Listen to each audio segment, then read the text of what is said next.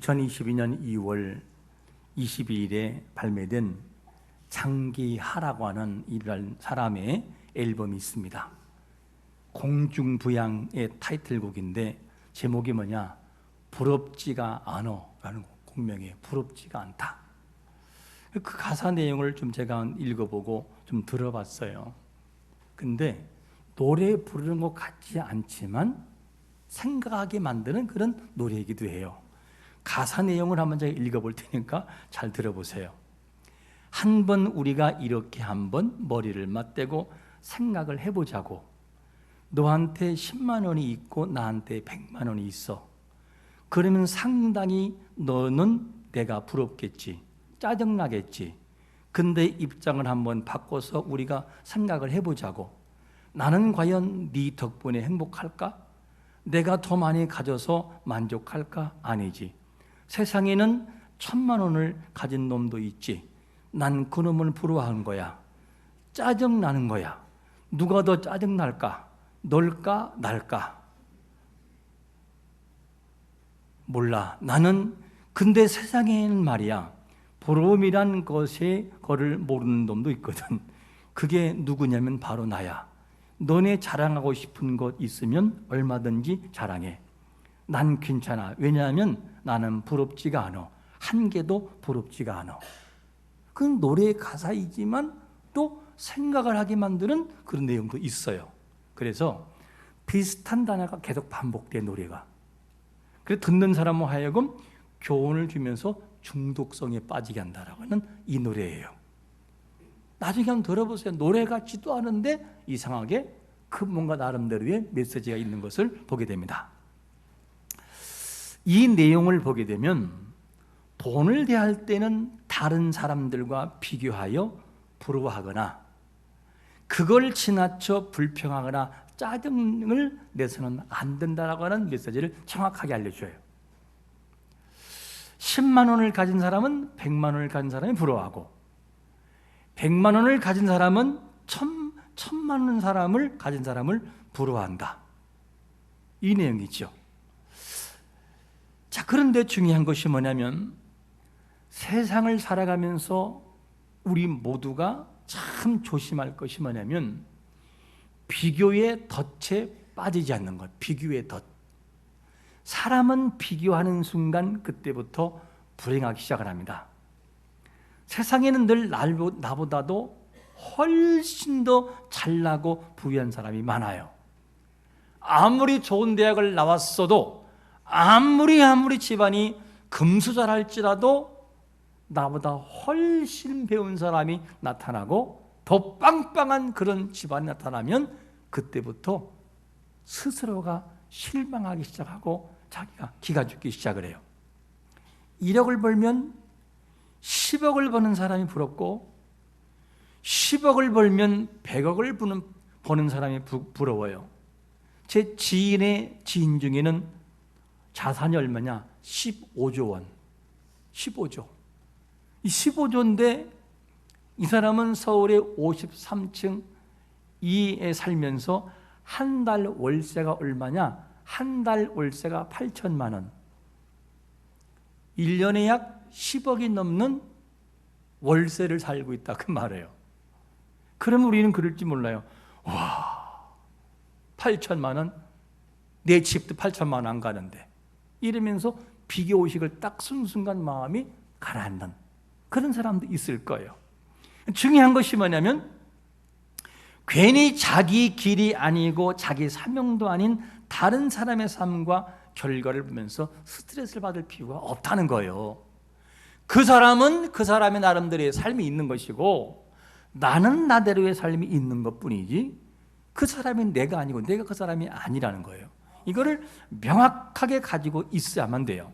그래서 아무리 나보다 남들이 잘났다 할지라도 차별화된 나를 기억하면 나를 기억하면서 나만이 할 수 있는 일을 찾아서 하면 그게 행복인 것을 믿으시기를 축원합니다. 그게 행복인 거예요.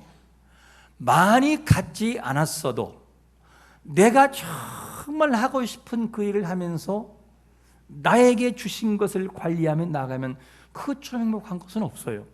이런 마음의 여유가 있어야만 됩니다. 오늘 말씀에도 한 성령을 따라 하나님의 자녀가 되고 믿음의 공동체 안에서 각자에게 주어진 은사로 섬기는 원리에 대해서 말씀해 주고 있어요. 요즘 사람들은 비교 의식 속에 살아가다 보니까 하나님이 나에게 주신 평안을 누리지를 못해요.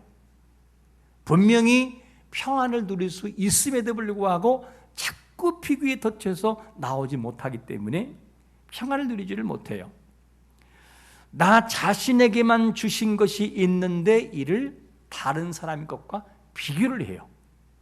그리고 나 자신을 불행한 습으로 계속 끌고 들어갑니다. 분명한 것은 하나님이 남자와 여자로 창조하시고 그리고 하나님이 각자에게 주신 은사, 각각의 은사를 주신 것처럼 하나님은 모든 사람에게 똑같이 준 것이 아니라 각각에게 줬다는 사실을 항상 잊지 않고 주의 일을 감당할 수 있는 삶을 살아가시기를 축원합니다. 이것이 정돈되지 않으면 신앙생활의 성숙과 성장을 기대할 수 없어요.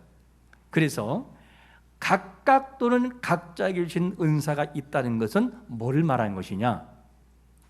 하나님이 우리에게 거는 기대도 각각 다르다는 거예요.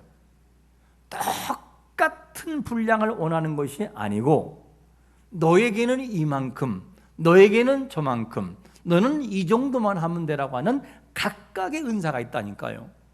이거를 알고 하나님의 일을 감당할 때는 굉장한 행복이 다가와요. 비교할 것도 없어요.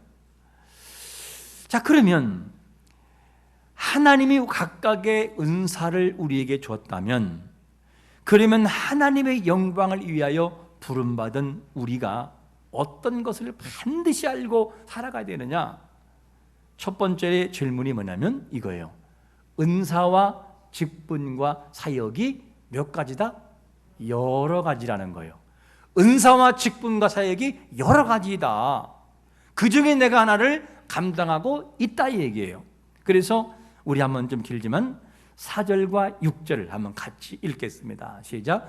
은사는 여러 가지나 성령은 같고 직분은 여러 가지나 주는 같으며 또 사역은 여러 가지나 모든 것을 모든 사람 가운데 이루시는 하나님은 같으니. 여러분, 하나님의 영광을 위해서 일하는 사람들은 은사도 나와 다른 사람이 많이 있구나, 또 직분도 다를 수가 있구나, 그리고 또 여러 가지의 사역들도 각각이 다르구나 하는 원칙을 항상 기억해야 돼요. 그러면 문제될 것이 없어요. 그런데 사람들의 생각은 달라요. 내가 받은 은사가 최고여야만 되고 최고로 인정받지 못할 때는 마음에 낙심이 다가와요. 내가 받은 은사, 그래서 내가 받은 은사는 존중하는데 다른 사람이 받은 은사는 존중하지 못하고 속상해할 때가 있어요. 여기에서부터 신앙이 금이 가기 시작을 합니다. 그래서 은사를 통해서 일할 때 나의 은사보다 상대의 은사가 빛나면 개중에는 이거를 못 참는 사람들이 있어요. 내가 너보다 못 배운 것도 아니고, 내가 너보다 못난 것도 아니고, 내가 너보다 사회적인 신분이 낮은 것도 아닌데 어떻게 너의 이름은 올라가고 나는 낮아지느냐, 이렇게 생각할 수 있어요. 여러분, 별 3개를 달고 한 장군이라 할지라도 교회에 와서 신발 정리를 할 수 있는 거예요. 실제로 그런 사람이 있어요. 다른 것이 아닌 게 아니라 장군이에요. 장군, 3스타인데 와가지고 신발 정리하는 거예요. 자기 그게 너무 만족하다는 거죠. 은사가 다른 거예요. 그게 자기에게 가장 만족하면 내가 사회적인 신분이면 뭐 할 거예요? 그거와 비교하지 말고 하나님 앞에서 내가 섬길 것을 성실하게 섬기면 그게 최고의 행복인 것도 믿으시기를 축원합니다. 이걸 우리는 알아야 돼요. 그래서 은사로 섬길 때는 잊지 말 것이 뭐냐?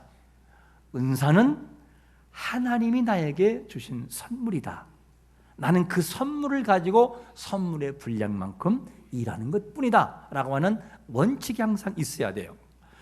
우리에게 주어진 은사와 직분과 사역은 하나님이 허락하신 것을 알고 소중히 여기며 일하는 자가 되시기를 축원합니다. 소중히 여겨야 돼요. 정말 소중히.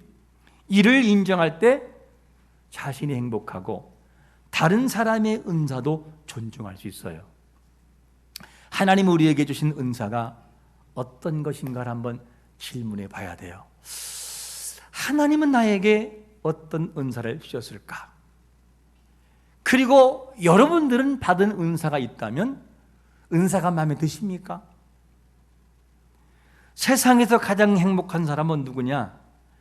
하나님이 나에게 주신 은사라는 것을 믿고 그 일을 감당하는 자가 행복한 사람이에요.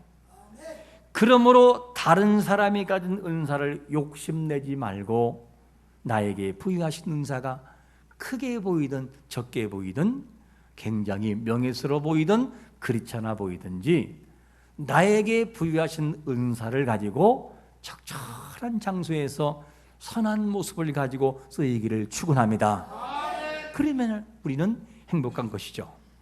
그래서 하나님께서 사람을 부르실 때도요, 마태복음 20장 이하를 보면 부르는 시각과 장소가 달라요. 주인이 포도원에 들여보내려고 언제 나가느냐? 이른 아침에 나가요. 그리고 또 몇 시에 나가느냐? 오전 9시에 나가고 정오에 나가고 오후 3시 나가고 마지막 6시까지인데 1시간 남겨놓고 오후 5시에 나가서 들어가라는 거예요. 자, 여기에서 우리가 20장 이하에서 핵심적인 포인트가 뭐냐면 몇 시에 부르느냐 하는 것도 굉장히 중요한 영역이지만 그보다 진짜 메시지는 뭐냐면 네가 하나님 앞에 부름받은 모습에서 어떠한 자세를 가지고 일을 감당하냐는 걸 묻는 거예요. 그러니까 이른 아침에 부른 사람하고 마지막 1시간 남겨놓고 부른 사람하고 이 삭스를 줄 때 비교하면서 그걸 교훈하잖아요. 너무너무 일찍 부름받은 사람은 스스로 일하면서 착각을 해요. 나는 이렇게 일찍이 와서 불렀으니 부름받았으니까 주인이 더 많이 줄 거야. 근데 부름받을 때는 삭슬 약속을 하고 부름받거든요. 5시에 부름받은 사람은 너무 미안하고 부끄럽고 죄송해서 받는 것을 미안하게 생각을 해요. 그런데 이른 아침에 온 사람들은 불평을 해요. 왜 나하고 저 사람하고 똑같이 취급하냐고. 주인이 뭐라 하죠? 내가 너와 약속한 값을 주는데 네가 무슨 불만이냐고 이렇게 말을 해요. 여러분, 하나님이 우리를 부르실 때 부름의 방법과 부름의 시간이 달라요. 어떤 사람은 저와 같이 모태신앙으로 이른 아침에 부름받은 사람처럼 죽을 때까지 예수님을 믿다가 가는 사람도 있고, 어떤 사람은 50대, 60대에 부름받아 어릴 때 신앙생활하는 그 모습을 이제서 시작한 사람이 있어요. 그런데 중요한 것이 뭐냐면 언제 부름받냐가 아니라 어떻게 부름에 대응하냐가 더 중요한 것이죠. 여러분, 하나님의 영광을 위해 부름받은 우리 마음속에 감격이 있으시기를 축원합니다. 이 감격이 있어야만 돼요. 우리에게 이런 마음을 가지고 주신 은사를 감당하는 것이 참 중요합니다. 그래서 이런 은사의 개념을 이해하지 못하면 하나님의 일도 소홀할 수밖에 없어요. 아는 지인 중에는 교회에서 열심히 봉사하는 대형교회 집사님이 있었는데 이분은 정말 봉사에 타고난 사람이에요. 모든 사찰로. 근데 어느 날 사찰을 그만두겠다는 거예요. 왜냐? 자식을 결혼시키는데 내가 사찰이기 때문에 상대가 싫어한다는 거예요. 그럼 우리 이렇게 물어봐야 돼요. 교회의 사찰이기 때문에 그 사람과 상대가 결혼하지 않는다 한다면 그런 사람과 결혼할 필요가 있을까 하는 질문이에요. 여러분은 어떻게 생각하십니까? 직분에 대한 은사에 대한 부분이 명확하지 않은 사람의 모습이에요. 이것이 문제라는 것이죠. 각각의 은사가 다르다고 하는 것을 고린도 교회에서 나타나는데 본문 10절에서 이렇게 말씀합니다. 같이 한번 읽어봅니다. 시작. 어떤 사람에게는 능력 행함을, 어떤 사람에게는 예언함을, 어떤 사람에게는 영들 분별함을, 다른 사람에게는 각종 방언을 말함을, 어떤 사람에게는 방언을 통역을 주시나니. 어떤 왜 자꾸만 어떤이 나오죠? 각각의 주신 은사가 다르다 그 얘기예요. 모든 사람이 달라요. 그러므로 고린도 교회 안에 성령의 역사하심이 은사로 나타나요. 그러다 보니까 각자에게 주신 은사에 대해서 착각을 해요. 내가 받은 은사가 최고라고 생각을 해요. 그리고 다른 사람의 은사에 대해서 존중하지 않고 무시한 일이 생겼어요. 아주 소홀하게 여기는 일이 생겼습니다. 은사는 하나님으로부터 온 것인데 그 은사가 내 노력으로 주어진 것이라고 착각을 했어요. 그러니까 뭐가 되느냐? 은사를 자랑의 대상으로 삼았던 것이었어요. 이것을 보고 사도 바울은 그것을 잘못된 것을 지적하고 있습니다. 우리에게 주어진 은사와 체험이 최고라고 생각하기보다는 무엇을 위하여 은사를 주셨는지를 고민하고 생각하는 자가 되시기를 축원합니다. 이를 알지 못하면 스스로 교만에 빠질 수밖에 없고 내 체험과 내 경험과 내 은사가 최고라고 생각을 해요.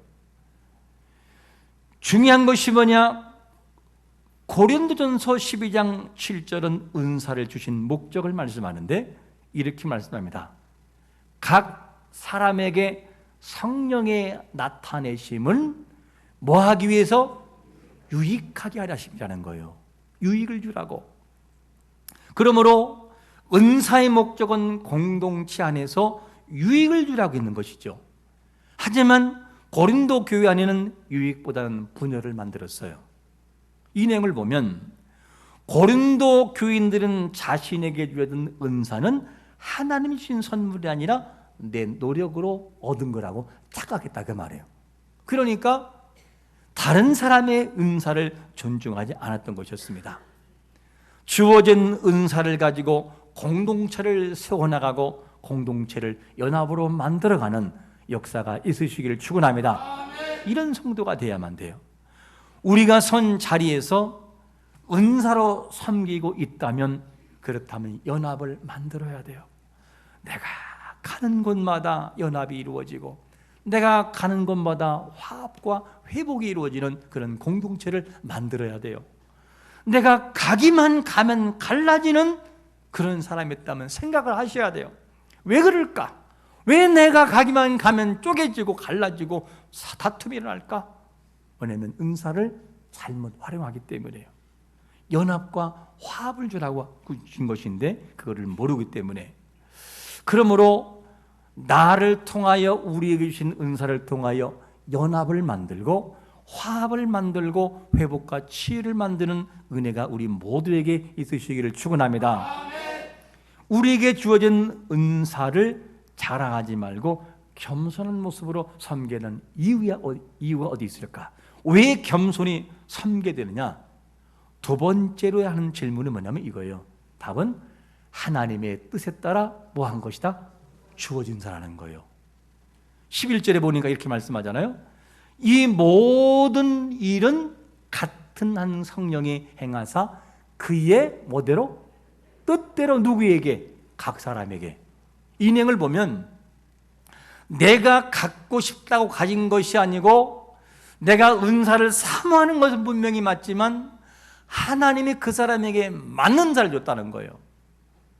맞는 은사를 주고 맞는 것을 주었어요. 찬양을 잘하는 사람들 보면 참 부럽잖아요. 찬양 들으면 참 잘하고, 그리고 찬양에 소프라노를 쫙 올라가는 거 보면, 하이 소프라노를 보면은 가끔 제가 그래, 아니 여보, 야, 저 음이 어떻게 올라갈까? 저건 타고난 거야, 타고난 거. 그러니까 맞다고, 타고난 거라고. 노력한다고 되는 영역이 한계가 있어요. 그 사람은 그게 타고난 거예요. 하이 소프라노 막 소리를 질러도 피가 안 나와요. 그냥 그것이 쫙 올라가는 건 뭐냐면 그 사람에게 준 은사가 그거기 때문에요. 그게 얼마나 아름다워요. 흉내내려고 해도 못 내잖아요. 얼마나 부럽기도 하고. 그렇다고 스트레스 받을 건 없어요. 그는 찬양으로, 나는 이것으로, 그렇게 감당하면 되는 것이죠. 우리는 이런 자세를 가지고 사명을 감당해야 됩니다. 그래서 은사는 그의 뜻대로 주어진 거예요. 하나님의 뜻대로, 내가 만든 것이 아니라 하나님이 주신 은사라는 거죠. 그래서 이 주신 은사를 알고 지혜롭게 활용하면 몇 배의 성과와 몇 배의 능력이 일어나요. 그러면 우리에게 주어진 은사를 잘 활용할 때 어떤 역사가 일어나는지 예를 하나 들어볼까요? 그 은사는 배움과 평소에 하던 일과 상관이 없어요. 강동진 목사님이라는 분이 계신데, 이분은 기독교 공동체를 건설해서 하나님이 아주 유기하게 사용한 그런 분이에요. 이분은 온누리교회 부목사로 일을 했었어요. 근데 어느 날 자기가 이제는 목회한다고, 개척을 하겠다고, 그러니까 간다고 한 데가 어디냐? 시골 보원으로 간다는 거. 보원. 목사님 말렸어요. 안 된다, 가지 말아라, 너 가면 고생한다. 아니라고, 간다고. 그리고 난 다음에 충북 보원에서 20년간 14가정을 생활공동체, 자생적 생활공동체를 만들어서 잘 일구 나갔어요. 어떤 도움을 받는 것도 아니었어요. 그 후에 2016년도에는 경북 의성군 다인면에서 공동체 마을을 지어서 생태적 양계 사업을 개발하고 자립하게 만들어요. 그런데 이 사람이 하나님의 지시에 따라서 양계와 양돈을 차례로 시작하는데, 닭이나 돼지를 사육하려면 가장 힘든 게 뭐래요? 동네에서 뭐예요? 냄새. 닭 냄새 정말 많이 나요. 양돈도 많이 나고. 그래서 어떤 친구들은 학생 때 양계를 하거든요. 개가 오면 닭 냄새가 나요. 그 정도예요. 야, 이 냄새가 안 빠져, 이게. 그래, 이 사람이 고민한 거예요. 목사님이, 야, 동네 이거를 양계를 하면 분명히 욕을 먹을 텐데 냄새 때문에 어떻게 하면 좋을까? 고민한 거예요. 그리고 성경으로 돌아가서 창세기의 말씀을 기억해 봤어요. 하나님의 천지를 창조할 때는 분명히 냄새가 별로 안 났을 텐데 이유가 뭘까? 그 당시에는 톱밥이 있는 것도 아니고 뭐가 있는 것도 아닐 텐데 그 당시에는 뭐가 있느냐? 낙엽, 나뭇가지밖에 없단 말이에요. 그래, 나뭇가지를 한번 잘라서 바닥에 깔아보자. 그러면 냄새가 안 날지도 모른다. 그러니까 실제 냄새가 안 나는 거예요. 닭 키우는 분들 오늘 가서 나뭇가지를 잘라서 땅에 까시길 바랍니다. 냄새가 안 난다고 그래요, 실제로. 그리고 난 다음에 용기를 둬서 이제는 양돈, 돼지는 냄새가 더 나잖아요. 이거 어떻게 하면 좋을까? 역시 이것도 그럴까 하고 깔았어요. 냄새가 안 나는 거예요. 사진 한번 볼까요? 저렇게 실제 깔아서 돼지 나뭇잎을, 냄새가 안 나는 거예요. 저거를 저분이 개발한 거였습니다. 그렇다고 집에다도 깔면 안 돼요. 방에다가 냄새 나니까 또. 그리고 이렇게 되는데 그뿐만이 아니라 더 신기한 은사를 이 사람이 활용한 게 뭐냐면 산삼꿀을 만드는 거예요. 산삼꿀. 산삼꿀인데 산삼꿀을 어떻게 만드냐면 세상에도 없는 기술을 이분이 발견하게 돼요. 우리 교회도 인삼하신 분이 있지만 인삼이나 산삼을 분해할 수 있는 효소는 우리 몸에 없다라고 합니다. 보통 분해를 못한다는 거예요. 그래서 생으로 먹든 달여서 먹든지 인삼이나 산삼은 그 성분의 10% 정도밖에 얻을 수밖에 없다는 10%. 90%는 배출되는 거예요. 너무 아깝잖아요. 이분이 고민했던 거였어요. 어떻게 하면 좋을까? 100%의 산삼과 인삼의 효능을 몸으로 흡수할 수 없을까? 고민하다가 이 스님이 또다시 드디어 연구하다가 성공을 해내요. 그게 뭐냐면 우선 이 6년 된 산삼을 그리고 이 인삼을 길러서 액기스로 추출합니다. 그리고 난 다음에 이것을 꿀에 타가지고 벌에게 먹이는 거예요. 벌에게. 소는 4번 되새김질을 하는데 벌은 80번을 되새김질한다는 거예요. 80번 계속 되새김한다는 거예요. 이 벌들이 계속해서 되새김질하면서 그동안 산삼의 분자를 고리를 끊고 해서 분리시켜서 발효시킨다는 거예요. 그 발효된 것을 먹기 좋게 포장하면 그것이 100%의 흡수력을 발휘한다. 이분이 목사님이 아무도 모르는 사람이 이걸 개발한 거예요. 그 효능이 어느 정도냐? 보통 일반 벌은 45일을 사는데 산삼 꿀을 먹인 벌은 90일을 산다는 거예요. 2배죠. 여왕벌의 산란율이 12%인데 이 산삼 꿀을 먹은 여왕벌은 36% 뛴다는 거죠. 쥐를 가지고 실험했더니만 산삼 꿀을 먹인 쥐가 2배 이상 산다는 거예요. 저 꿀 팔라고 그러는 거 아니에요. 어디서 파는지도 모르니까 저한테 그러지 마세요. 이런 지혜를 누가 주신 거냐? 누구로부터? 하나님으로부터 하다는 거예요. 그분으로부터. 목사님 뭘 알아요? 책만 읽고 의자 앉아서 글만 읽던 사람이 어떻게 그걸 알겠냐고요. 근데 하나님이 주신 지혜와 은사를 가지고 활용했더니만 놀라운 역사가 일어나다는 거죠. 여러분, 우리에게 주신 은사가 무엇입니까? 숨겨둔 은사가 있다면 은사를 활용하여 갑절의 역사를 만들어내기를 축원합니다. 이게 중요한 거예요. 다시금 질문해 봅니다. 우리에게 주어진 은사는 무엇입니까? 옆 사람에게 이렇게 물어보세요. 집사님은 무슨 은사가 있으십니까? 예, 이제서 눈 뜬 사람이 있어요. 예. 은사가 분명히 있다고요. 이 은사를 가지고 어떻게 할 것인가? 하나님으로부터 주어진 은사가 나에게 왔다면 다른 사람 꼴을 불허할 것이 아니라 차별화된 모습을 가지고 은사로 활용하면 최고의 행복의 가치가 나에게 느껴짐을 믿으시기를 축원합니다. 그렇게 일을 한번 해보자는 거예요. 차별화된 모습으로 조화를 이룬다면 얼마나 독스러울까? 8.15 광복절, 광복에 대해만 계속 반복해서 하지 말고 그늘 속에 갇혀있는 자신의 은사에 대한 광복을 찾자. 그래서 제가 이 설교를 준비한 거예요. 은사에 한번 광복을 찾아보자. 우리가 그냥 그렇게 살아가지 말고 하나님의 각각의 뜻에 따라 준 은사가 분명히 있을 텐데 은사를 가지고 내가 선 자리에서 특별히 거룩한 피로 값주고 사신 거룩한 교회에서 아름답게 세워나가고 연합을 만들어 보자. 그러면 얼마나 초화 있게 그 일을 일할 수 있을까? 한 주 동안도 우리에게 갇혀져 있었던 그동안 묻혀져 있던 은사가 발굴되고 은사를 가지고 주의 거룩한 교회를 아름답게 세워나가는 믿음의 공동체가 되시기를 예수 그리스도의 이름으로 축원합니다. 아멘.